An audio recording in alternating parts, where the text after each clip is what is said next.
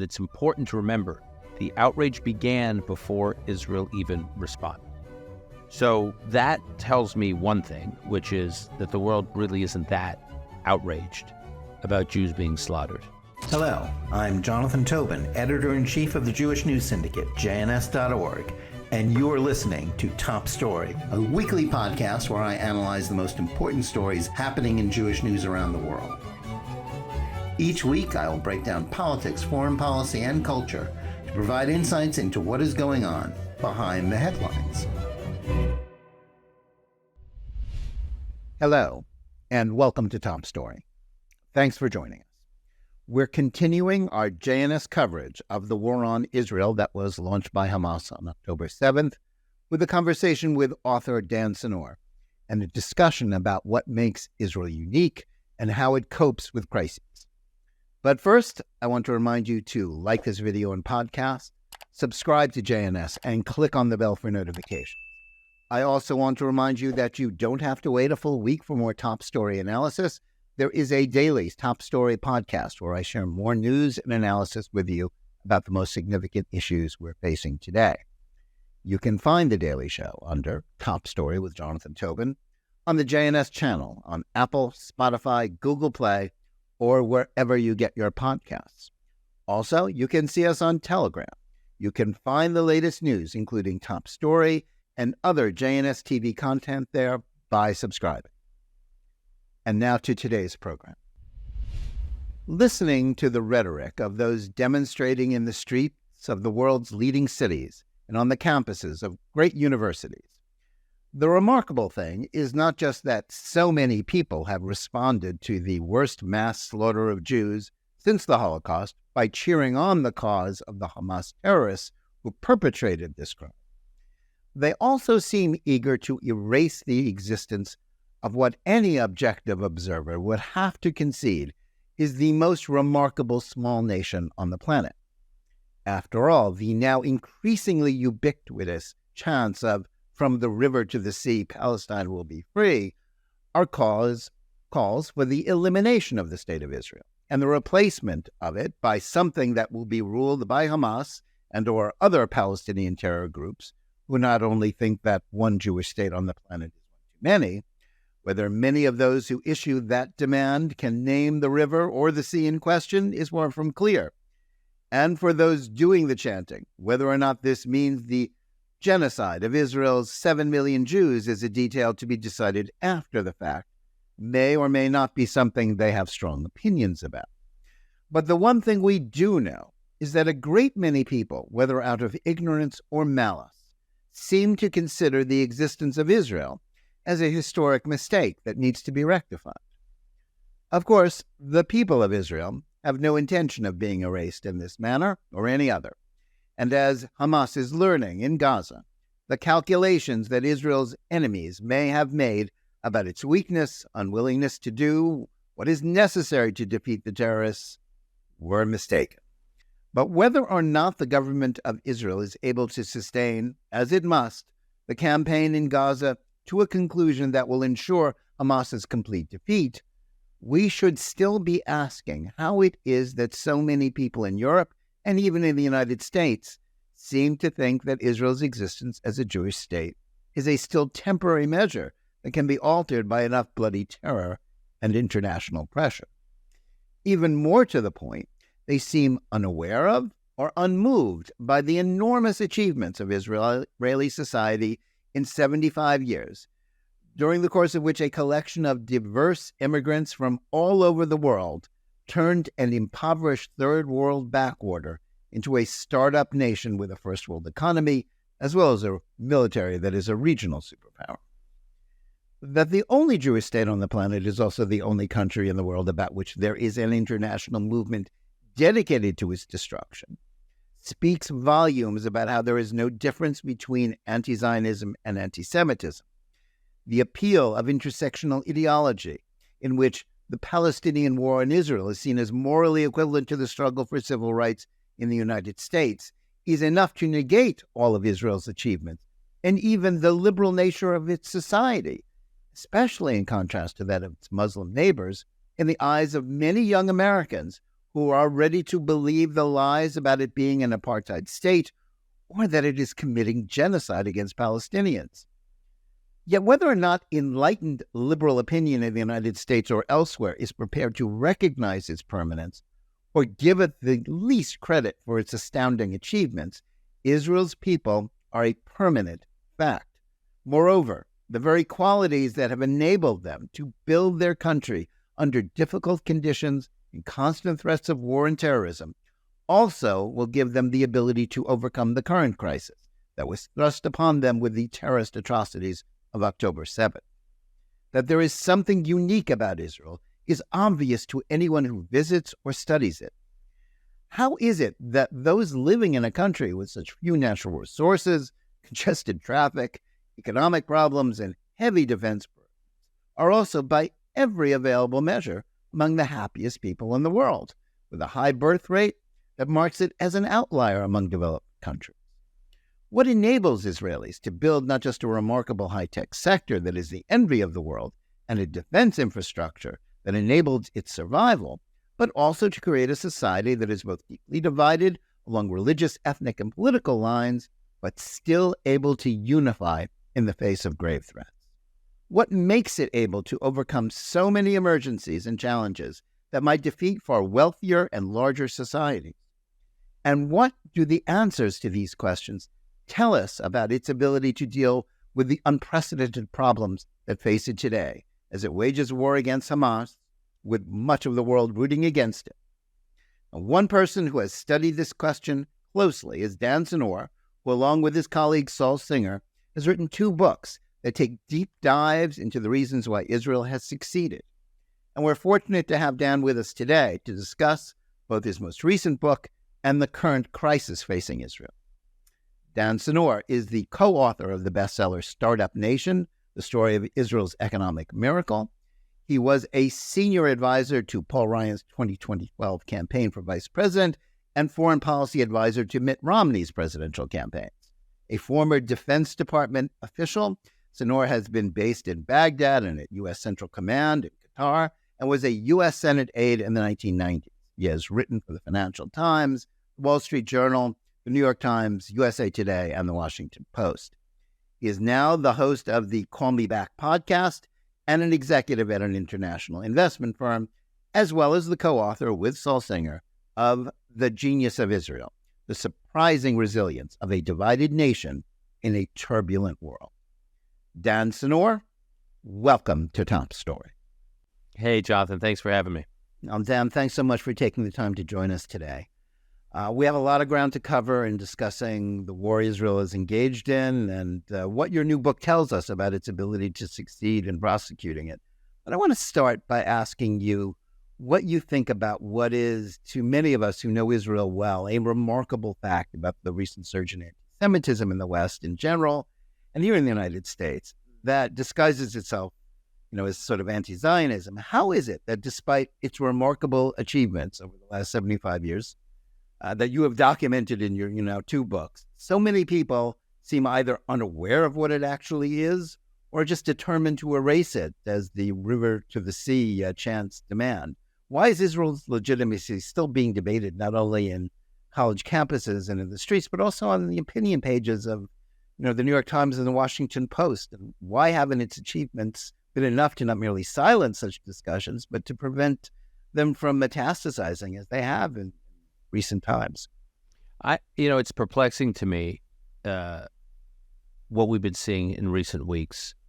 I would have thought that the outrage after October 7th would have been that there was a neo-genocidal campaign against Jews in the only Jewish state on the planet, completely unprovoked, from territory and on territory that's not in dispute, that Israel left actually in 2005. I would have thought the outrage would have been directed at what happened on October 7th. But what was shocking to me is even while Israel was still fighting through the weekend of October 7th, even while there were still Hamas commandos operating in about 20 communities in southern Israel, the outrage began to be directed at Israel. And then soon it was clear to me that the outrage was not that Israel was attacked in this barbaric way. The outrage was that Jews would object to being slaughtered. That was the outrage. And then there were migrations of the outrage. Then the outrage became, it's one thing for Jews to object to be slaughtered, and it's true that the Jews and Israel have a right to defend themselves against Hamas. But now we're going to tell them how they can defend themselves against Hamas in ways that make it actually impossible to defend themselves.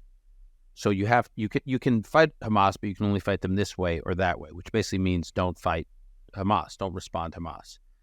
So the outrage has been building after each one of these phases I've just described. But it's important to remember the outrage began before Israel even responded.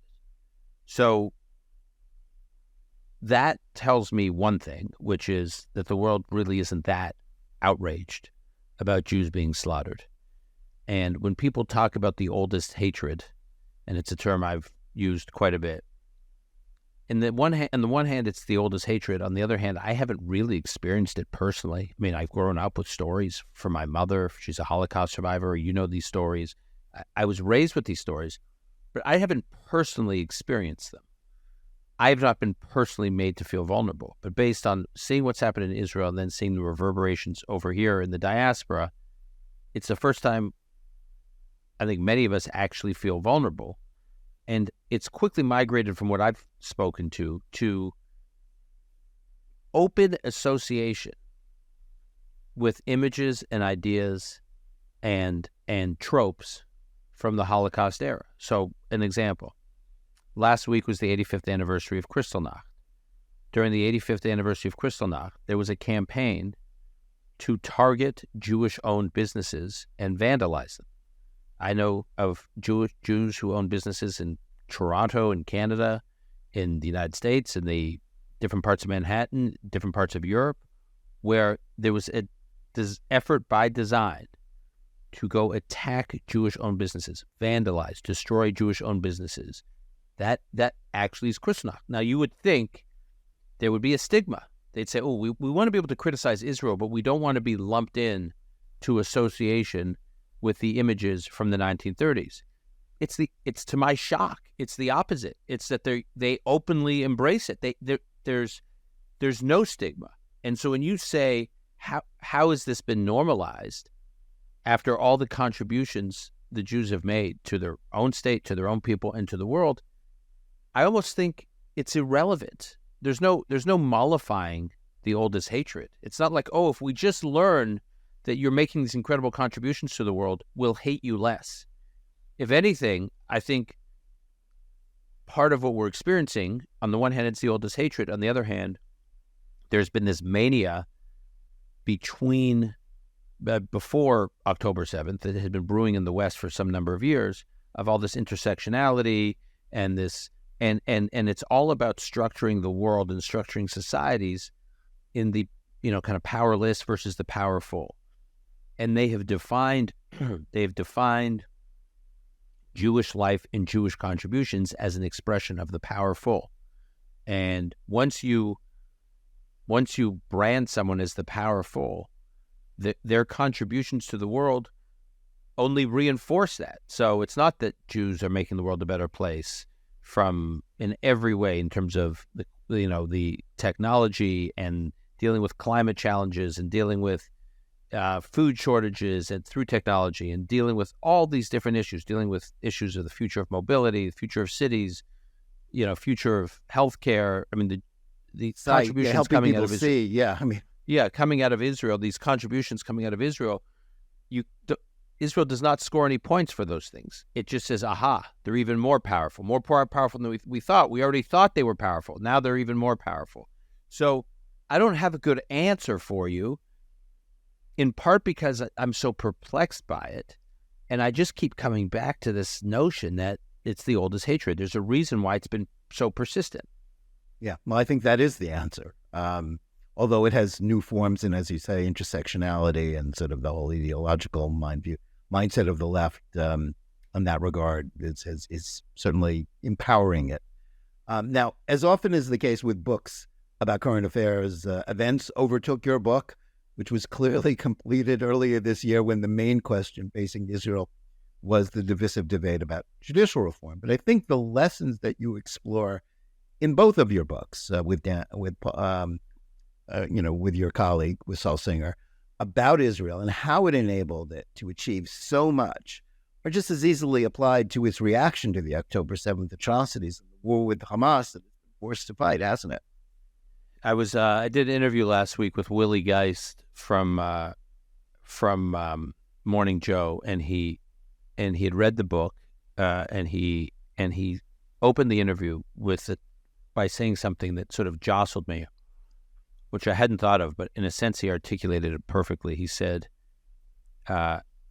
he referred to the book as the tragically timed release of The Genius of Israel. Yeah. And I thought that captured it well, which is we didn't write the book anticipating October 7th, obviously. In fact, we wrote the book.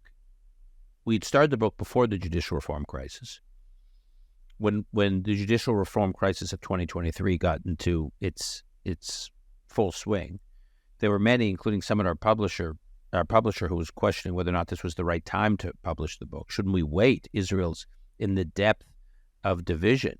Why on earth would you want to publish a book while Israel is so divided, celebrating the health and solidarity and the resilience of Israeli society? And we said this is exactly the time to write the book, because it's during the depth of division that we need to remind people that Israel will bounce back from this. And yes, Israel is suffering from political polarization. Most countries in the world, most Western affluent democracies, are suffering from political polarization. Israel's not immune to that. What separates Israel from most societies is its capacity to bounce back, because it has these societal building blocks. It has these, what we call societal shock absorbers, that just when you feel like the country's about to spin apart, it actually holds together. And as you know from the book, we go through each decade or decade and a half in Israel's history, and we show at every period there has been one of these moments where it felt like Israel was going to, spin apart or just spiral out of control. You get credit for bringing up the Holocaust reparations debate, which so few people, especially in the diaspora, know about, but which was, as you really pointed out, it's maybe even worse than what it went through last time. I got to tell you, Jonathan, one of the most interesting things for me in working on this book was studying these different periods, because when you go back and do the research, you realize that things were as bad, if not worse, than 2023's judicial reform debate in Israeli society. Only in 2023, we had drones filming it all, and smartphones and social media blasting it all over the world, so that diaspora could be appropriately hysterical about what was happening in Israel. But if they were hysterical about 2023, and I'm not belittling what happened in 2023. 2023 was a watershed moment. It was incredibly divisive. I'm not diluting what happened. I'm simply saying Israel has had moments like this before that no one paid attention to. So yes, and of course, never mind the Altalena and Jews shooting the Altalena, but the fight in the early 50s over whether or not Israel should accept reparations from the West German government for the Holocaust. Menachem Begin is, leader of the opposition at that point. He spoke at a rally in Jerusalem, where if you look at the number of people who turned out at the rally, something like 15,000 people, which at the time Israel's population was 1.5 million people. So relative to the size of the population, it was a big deal that this many people showed out, certainly compared to today's numbers. And during the rally, Begin called, and I'm an enormous admirer of Menachem Begin, so this is I'm not criticizing here. This is just historical fact. During the protest, Menachem Begin called for, quote, he was so outraged by what the government was doing in accepting these reparations. He called for the violent overthrow of the government. Yeah, which he had refrained from doing when they actually were shooting at him. Right. And there was a debate. There was a debate going on at the Knesset at that point, and he called on the protesters to go and disrupt the debate. And at that point, the Knesset was in downtown Jerusalem, and they stormed the Knesset, started throwing things and bursting past barricades. The police ultimately reined it in. You fast forward to the first Lebanon War, where there were massive protests week after week after week against the Lebanon War, and the protesters were soldiers serving on the front lines in the Lebanon War, and then they would come home on the weekends, jump out of their uniforms, and go join the protests. And those protests are violent. In fact, an anti-government protester at between the rival protests, an anti-government protester was killed by a pro-government protester. You fast forward to 2004, 2005, the debates in Israel over disengagement from Gaza. You had some protests where 75,000 Israelis were locking arms, including some members of Knesset, including many people who today were very critical of the current government, of the Netanyahu-led government. And the country was torn apart. You had Israeli soldiers going door to door, tearing out their fellow Jews, their fellow Israeli citizens from their homes in Gaza, uprooting them, forcibly removing them. It was a moment of trauma for a big part of Israeli society. And then, of course, the most, stark example of what we're describing was the assassination of Yitzhak Rabin, where at the time there was the sense that half the country blamed the other half for creating an environment in which a political assassination could happen for the first time in the modern state's history, to the point that Leah Rabin is at the funeral of Yitzhak Rabin. Benjamin Netanyahu, who at the time was the leader of the opposition, goes to console Leah Rabin, and she brushes him off at the funeral. She refuses to accept his embrace because she blamed him. She blamed him for the assassination. Imagine that. I mean, I remember at that moment, I was a young staffer at the time on Capitol Hill, but I was very involved with Israel issues, and I was following all of it, and I thought, how does Israel come back from this? So again, our visibility into 2023 was heightened because of technology and media, but I'm not sure the country was that much more divided. Maybe it was. We could debate it. But the point is, Israel had seen versions of this. Yes. And our argument in our book was, Israel's seen this before. Israel will bounce back. Israel's incredibly resilient. The metrics that you look at in Israeli societies are astonishing in terms of the health of Israeli society, the sense of communal health, the sense of national health, the sense of belonging. This is it's the kind of data that any affluent Western democracy in this day and age would just kill to have, and Israel's got it, and these other countries don't have it. And so our message was twofold. It was to Israelis and to people who care about Israel: don't despair. Israel's doing just fine, and Israel will bounce out of this moment, even though it's bad. And two, our message was to the world: pay attention to Israel, because there are lessons for you in your societies that are falling apart. And then October 7th happened. Yes, right. And then October 7th happened, which my only point is, it obviously October 7th was horrendous, and I'm personally, as I know you are, very connected to it and involved in it. I have friends who are directly affected. I have family who are now being called up. My children go to a Jewish day school. A big chunk of the faculty at the day school is Israeli. We have a lot of Israeli parents. The stories every single day of people very directly affected. It's everywhere in my world.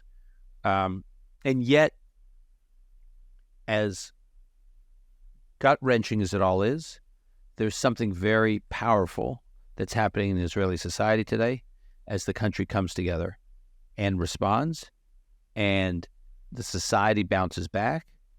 And that's what we're writing about. Is that's what we wrote about in our book, is how the country bounces back. It's about Israeli resilience. Yeah. Now, your new book, The Genius of Israel, is focused primarily on answering the question about why Israel, as you just stated, ranks so high on the index of happiness among the world's nations. Jews aren't, the most placid or easily led people, and Israeli society is, as you know, deeply divided along religious, ethnic, and political lines. Why then are Israelis considered to be happier than those who live in other developed nations like the United States, when we might expect the opposite to be the case? Because how one defines a happy life is often misunderstood as being about something else. So a happy life is often misunderstood to be an easy life. I want an easy life. I want a comfortable life. Or a happy life, and happiness is measured based on the quality of the government services, really, that are provided to the citizens living in that country. Government works. I'm given a lot of services. My quality of life is good as a result. Therefore, I'm happy. Those are the two kind of categories through which, or lenses through which, people think about happiness, measuring happiness. The reality is neither is really accurate. When people think about a happy life, they think about living a life of satisfaction. And when you think of living a life of satisfaction, it is about a life of purpose. It is a life of meaning. You know, do I, as Jonah Goldberg said to me the other day, I was doing a conversation with him. He said, you know, it feels to me like, unlike the rest of the world, Israelis have a reason to get out of bed in the morning. You know, that they feel that their country has a purpose, their community has a purpose, their lives have a purpose. And from that, they get happiness. So we quote in the book Sebastian Junger. In fact, I have the book here, and I just want to read the quote. Sebastian Junger is a well-known war correspondent, not Jewish, no connection to Israel. He's written a little bit about Israel, but he's no connection to Israel. And Sebastian says, and he's spent time with troops in Afghanistan and in Iraq and all over the place. And in his book, Tribe, and we open the book with this quote. He says, humans don't mind hardship. In fact, they thrive on it. What they mind is not feeling necessary. Modern society has perfected the art of making people not feel necessary. And I think that, if I had two quotes to sum it up, that would be one of them. That in too much of the West, people feel like life is good. Life is easy. Everything is just a click away. We live in an age of abundance. We live in an age of comfort. But if life is so easy and comfortable and abundant in terms of material needs and services, then what's the purpose? Like, that's not what it takes to make people happy. What people need to feel happy or leading a satisfied life is feeling necessary, as Sebastian said. Do you feel necessary?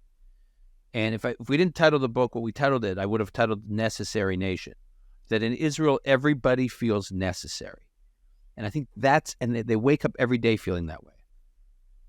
They felt that way before October 7th, and they feel it especially now. Secondly, we quote Mika Goodman, who you know, who's a serious public intellectual in Israel and prolific writer. And Mika said to us, and we quote him in the book, he says, look, Israel is a small country with a big story.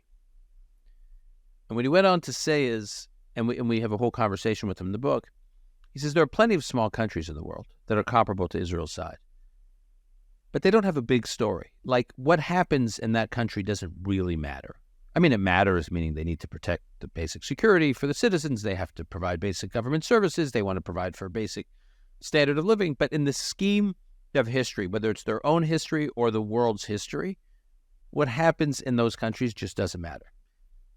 And then you have big countries with big stories. The United States is a big country with a big story. China, love it or hate it, is a big country with a big story.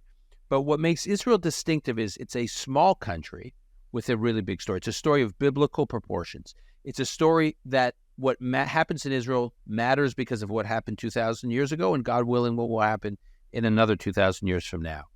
And when it's a small country that has that much at stake for itself and for the world, but it's small, the country's small, it means that everyone has a role in shaping it. Everyone says, oh, wow, this is a story I can touch. This is a story I can shape. This is a story I can impact.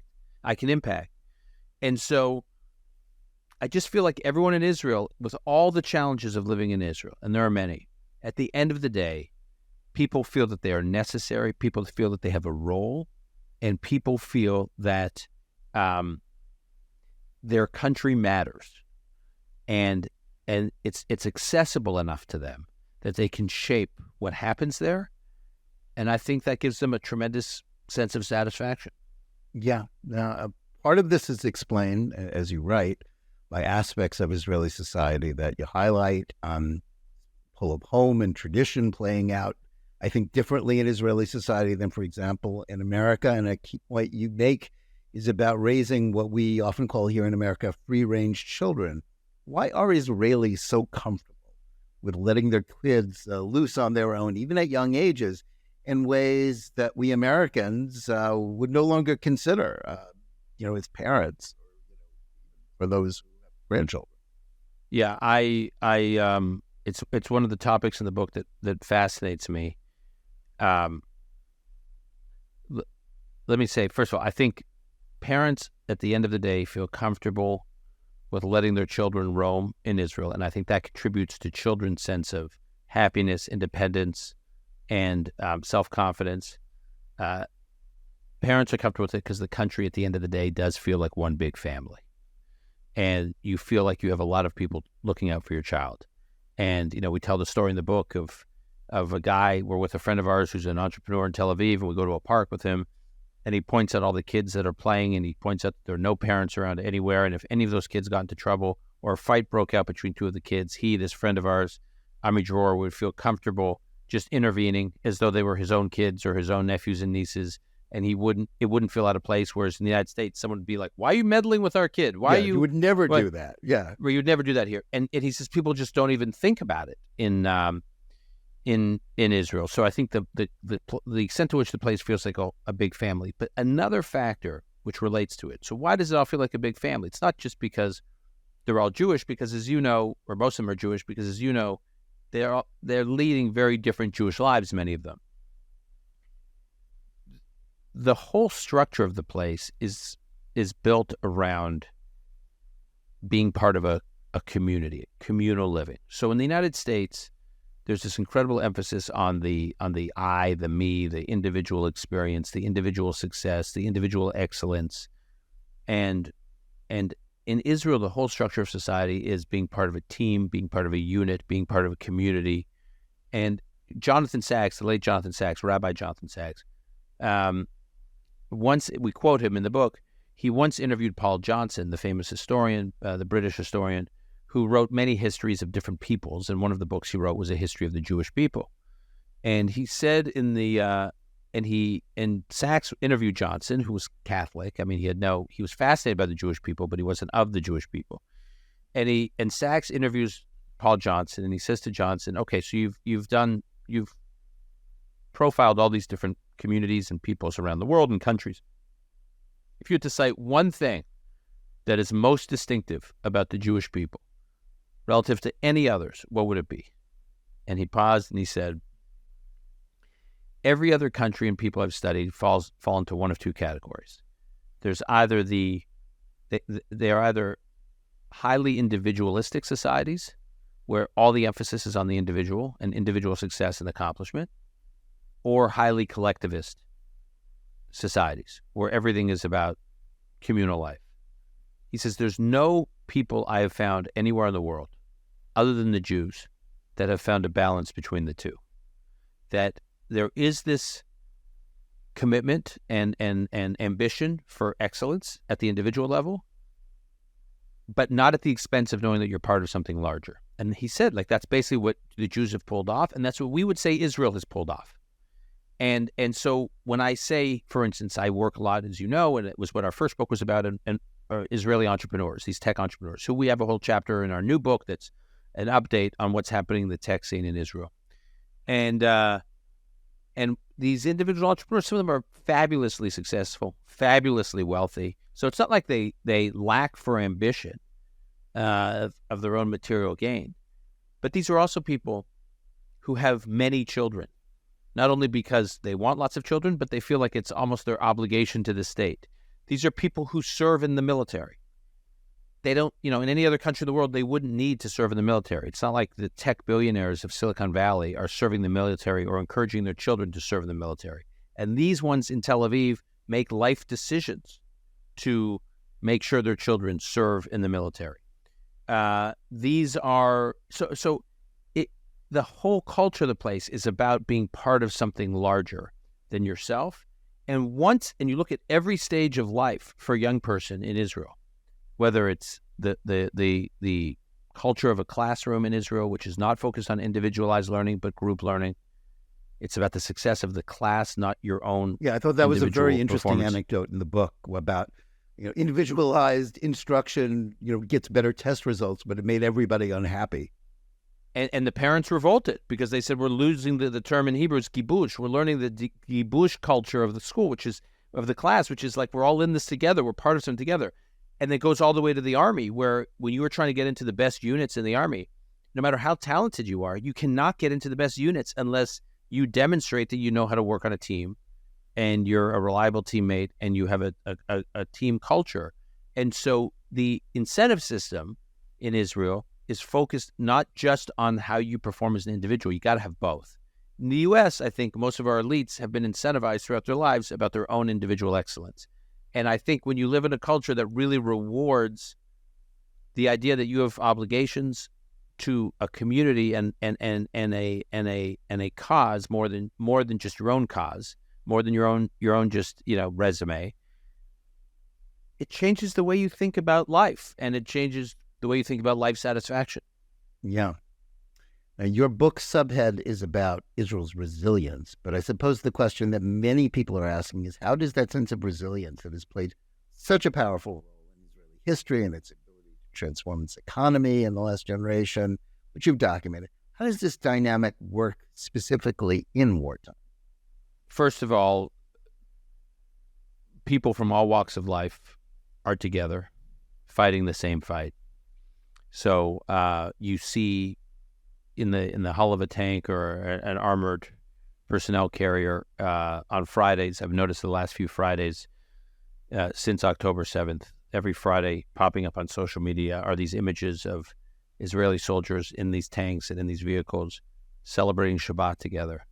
And they're singing Shalom Aleichem, and they're doing the Kiddush, and you look around at all these guys, and some of them are hyper-secular Israelis with ponytails and tattoos, and some of them are deeply, deeply traditional, very religious, Orthodox Jews, and some are Jews from the East and Jews from the West, and some are, come from affluent backgrounds, and some from very blue-collar backgrounds, and they're all in that moment together defending the country.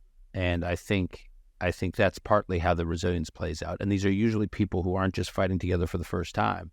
They're people, in the case of the reserves, Israel's called up 360,000 reserves. That's larger than the standing armies of the UK and France combined.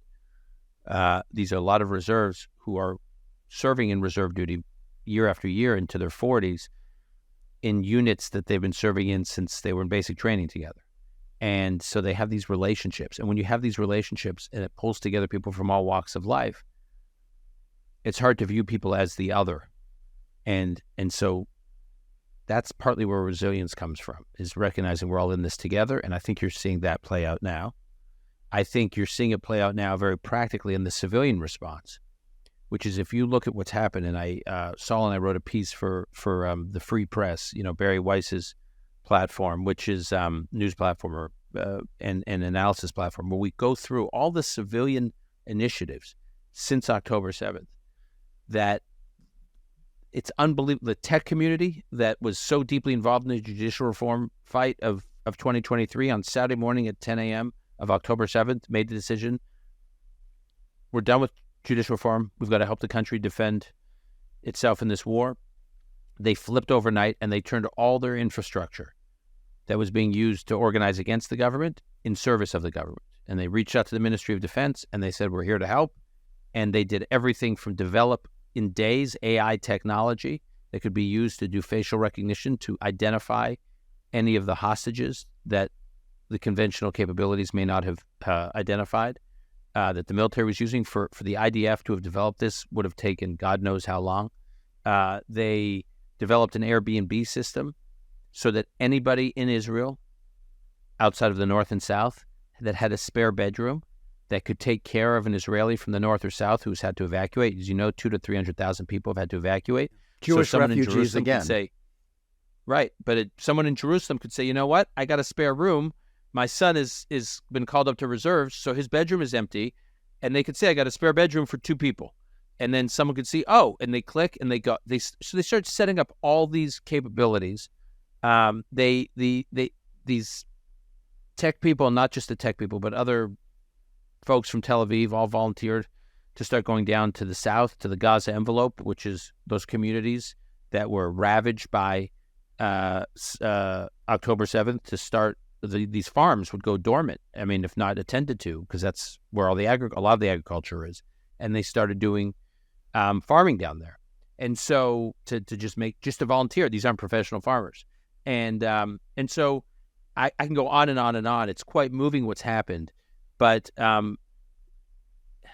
I think when you have a national service program like Israel does, that most Israelis serve in, and increasingly so, when you have a culture that puts so much emphasis on the group, and the group extends to the country, you feel an obligation to the country. I think when you add all this up, people feel a sense of ownership of the place. The country is not some abstract idea. It is the essence of life for them.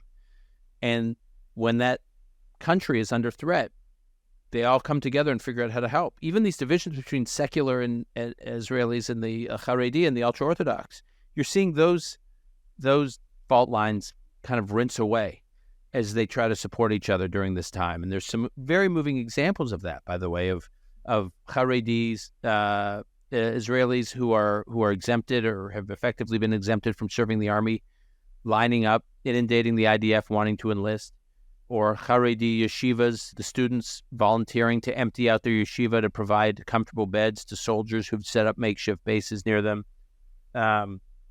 It's one thing after the other. It's the very treif, non-kosher restaurants in Tel Aviv, overnight koshering their kitchens so that they could provide food to the army. It's just one thing after the other. You just see this resilience playing out.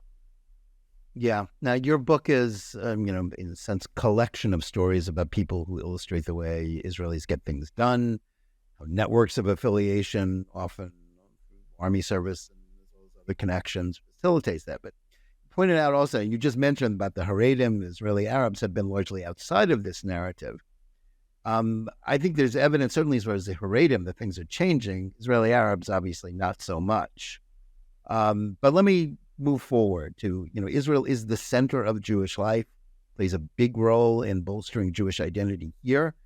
But as someone who's deeply involved in Israel, as well as a parent, how worried are you about the influence of what we mentioned before, intersectional ideology, whose goal is to brand Israel as a pariah and to treat its Jewish supporters here as outside of the mainstream and pariahs?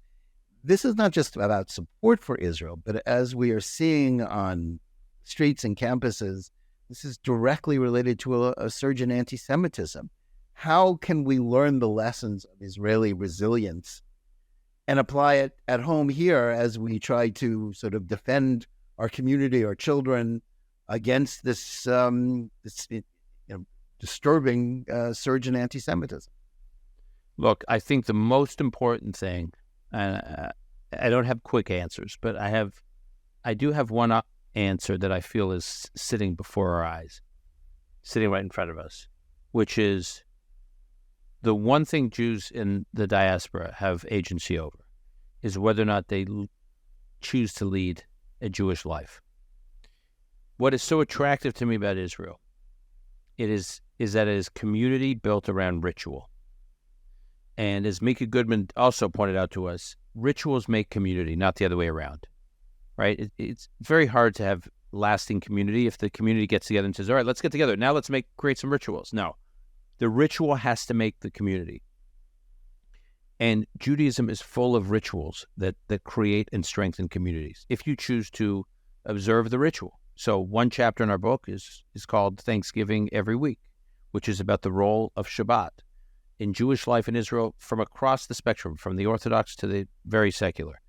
It's about having everybody slow down, and most Israelis in some way slow down on Friday night. And the country kind of slows down, if not shuts down. And families are together, friends are together, multi-generational, 2, 3, 4 generations.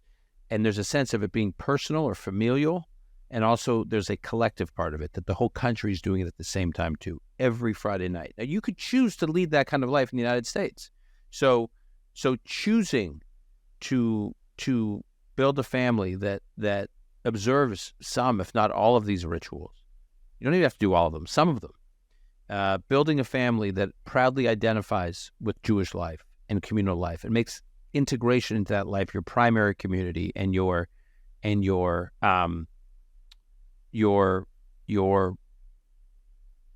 the center of how your children deal with the broader world. My children deal with the broader world. The first layer is the Jewish community. It's their school. It's their Jewish community. It's the envelope of Jewish life where they live here in New York City. And it is comforting to them. It is full of ritual. It is full of pride. They're literate. It's about investing in literacy, Jewish literacy for young Jews. And then obviously giving them, as an extension of all of that and central to all of that, is a connection to Israel. If you choose, those are decisions any Jew can make. And I don't have an answer for how we convince people not to be anti-Semitic, okay? Because like we said at the beginning of this conversation, it's the oldest hatred. It's been going on for a long time. There's no quick fixes. But the one thing we can all choose to do is to lead Jewish lives and to raise proud, literate, identifying Jews. That's the one thing we can do that will make sure that if anti-Semitism is persistent, so is the presence of the Jewish people and the continuity of the Jewish people. Yeah, I think that's an excellent answer. Obviously, there is no solution to anti-Semitism. As Ruth Weiss says, it's the most successful ideology because it latches on to every new ideology that comes along.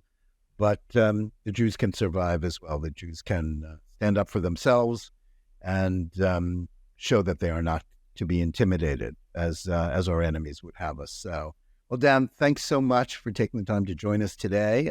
Thank you, Jonathan. Writing The Genius of Israel. It's a worthwhile read.